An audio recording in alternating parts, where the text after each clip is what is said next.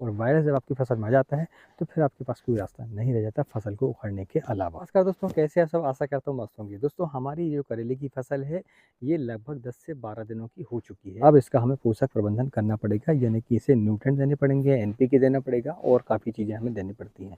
तो इस वीडियो में जानेंगे कि करेले की फसल पर शुरुआती अवस्था में 2 ड्रिंचिंग जो हमें लेना पड़ता है वो कौन कौन सी लेते हैं, किस मात्रा में लेते हैं और किस पोषक तत्व की लेना चाहिए हमें। और वीडियो के अंत तक जरूर देखें। वीडियो के अंत में हम जानेंगे विशेष बात, और विशेष बात मैं आपको बताऊंगा एक स्प्रे जो कि 15 दिन से लेकर 10 दिनों के बीच में आपको लेना पड़ेगा ताकि आपकी जो फसल है वो सुरक्षित रह सके। तो नमस्कार, मैं हूं राकेश साहू, आप देख रहे हैं एग्रोजीवन बातें किसान की। ये आपका अपना चैनल है। इस चैनल पर जो जानकारी आपको दी जाती है यदि वो आपको पसंद आती है तो वीडियो को लाइक जरूर करें, और चैनल पहली बार आए हैं तो चैनल को सब्सक्राइब करना ना भूलें, क्योंकि इस चैनल पर आपको खेती संबंधी जानकारियाँ मिलती रहती है। आप जानते हैं कि हमें जो पहली ड्रिंचिंग लेनी है वो कब लेनी है। तो सबसे पहले मैं आपको बता दूं कि ड्रिंचिंग जो आपको लेनी है वो लगभग 10 से लेकर 15 दिनों के बीच में आपको लेनी है, और इसकी जो मात्रा है वो 1 एकड़ के साथ मैं आपको बताऊंगा कॉम्बिनेशन। आप उसको कैलकुलेट ऐसे करें कि आपको जितना भी पानी आपको ड्रिंचिंग करने में लगता हो उसके हिसाब से आपको दवा या खाद आपको डालनी है। ठीक है, मान लीजिए आपको 300 लीटर पानी लगता है तो जो मात्रा आपको मैं बताऊंगा उसको आपको 300 लीटर में मिक्स करनी होगी। यदि आपको 200 लीटर लगता है तो 200 लीटर के हिसाब से आपको मैनेज करना पड़ेगा। तो सबसे पहले आपको बता दूं कि 1 एकड़ पर जो ड्रिंचिंग है पहले आपको करनी है वो करनी है 19 यूनिट की। तो 19 यूनिट की जो मात्रा है वो आपको लेनी है 1 केजी, और साथ में आपको लेना है ह्यूमिक एसिड। ह्यूमिक एसिड की जो मात्रा है आपको 400 ग्राम लेनी पड़ेगी। इसको आपको पानी में घोलने के बाद आप पौधों की जड़ों के किनारे आप दें। ठीक है, और इसकी जो अवधि होगी वो कब होगी? 10 से लेके 15 दिनों के बीच में। तो ये रही दोस्तों की पहली ड्रिंचिंग।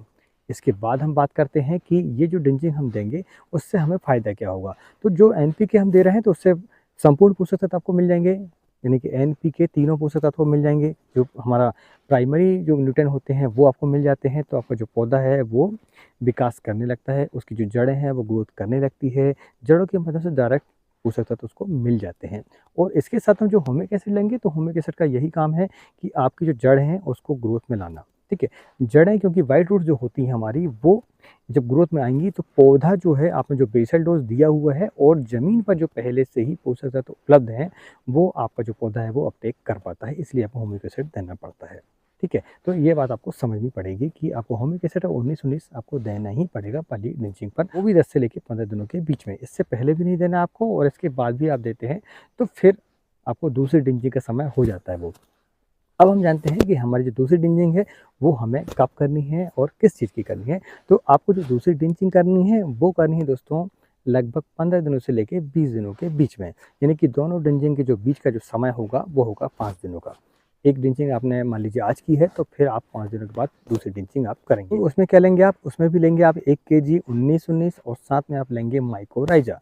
माइकोराइजा भी जड़ों की ग्रोथ लाने में बहुत ही सहायक होता है। एक तरह का ये फफूंद है जो कि आपकी फसल पर सर्वांगीण विकास करने में बहुत ही सक्षम होता है।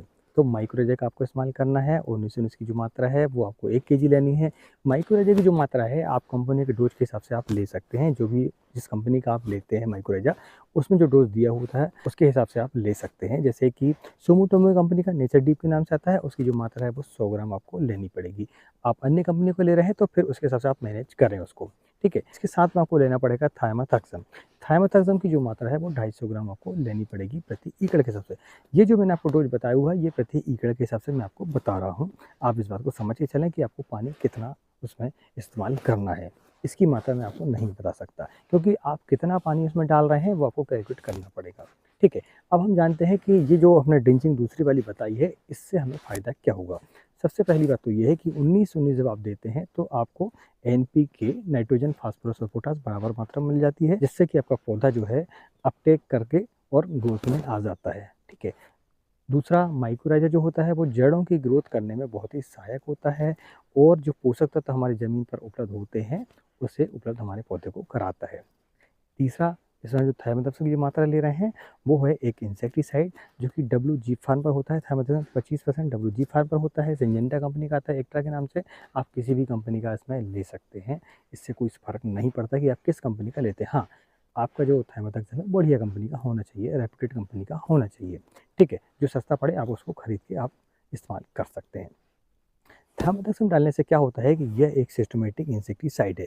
जैसा कि आप जानते हैं कि करेले की फसल में इंसेक्ट अटैक बहुत ही ज़्यादा होता है। खासकर वाइट फ्लाई और थ्रिप्स का। इसके कारण क्या होता है कि वायरस आता है, और इसके लिए जो है आपको सिस्टमेटिक इंसेक्टिसाइड का जड़ों के माध्यम से आपको देना पड़ेगा, ताकि आपका जो पौधा है वो सिस्टमेटिक तरीके से लड़ने में सक्षम हो जाए इंसेक्टों के प्रति। ठीक है, ये हुए दोस्तों हमारे दोनों ड्रिंचिंग। अब हम जानते हैं वीडियो की विशेष बात। विशेष बात जानने से पहले मैं आपको बता दूँ, यदि ये वीडियो आपको अच्छा लगा हो, वीडियो पसंद आया हो, तो वीडियो को एक लाइक जरूर करें, और चैनल पहली बार आए तो चैनल को सब्सक्राइब करना ना भूलें। अब हम जानते हैं हमारी वीडियो की विशेष बात में मैं एक स्प्रे आपको बता रहा हूँ, एक कॉम्बिनेशन बता रहा हूँ, जिसका इस्तेमाल करके आप अपनी फसल को इंसेक्ट से बचा सकते हैं और फंगस से बचा सकते हैं। तो इसके लिए आपको 200 लीटर की टंकी लेनी है। 200 लीटर टंकी में आपको पानी भरना है पूरा, और इसकी जो मात्रा है आपको लेनी पड़ेगी 100 ml इमिडाक्लोप्रिड 19-19 500 ग्राम, और इसके साथ में आप लेंगे फिर क्या, रेडोमिल। रेडोमिल में मेटालेक्सी प्लस मैंगोजेब होता है। इसका इस्तेमाल आप करते हैं तो आपकी जो फसल है वो फंगस से लड़ने में कॉन्टैक्ट रूप से भी सक्षम होती है और सिस्टमेटिक रूप से भी। इसमें दोनों ही प्रकार के फंगीसाइड होते हैं। तो इसका इस्तेमाल करके आप अपनी फसल को फंगस से और इंसेक्ट से बचा सकते हैं। और इसके साथ आप लेंगे ईसाबियोन। ईसाबियोन की जो मात्रा है वो आप 300 ml लेंगे प्रति एकड़ के हिसाब से 200 लीटर की टंकी पर। तो ये जब स्प्रे आप करते हैं तो आपकी जो फसल है वो इंसेक्ट से, फंगस से और पोषक तत्व के रूप में आपकी जो फसल है वो सक्षम हो जाती है। तो इसके बाद क्या होगा, आपकी फसल ग्रोथ ही लेगी। दोस्तों आज इस वीडियो में हम जानना है कि कैसे हम अपनी फसल को सुरक्षित रख सकते हैं शुरुआती अवस्था में 2 ड्रिंचिंग और एक स्प्रे के माध्यम से।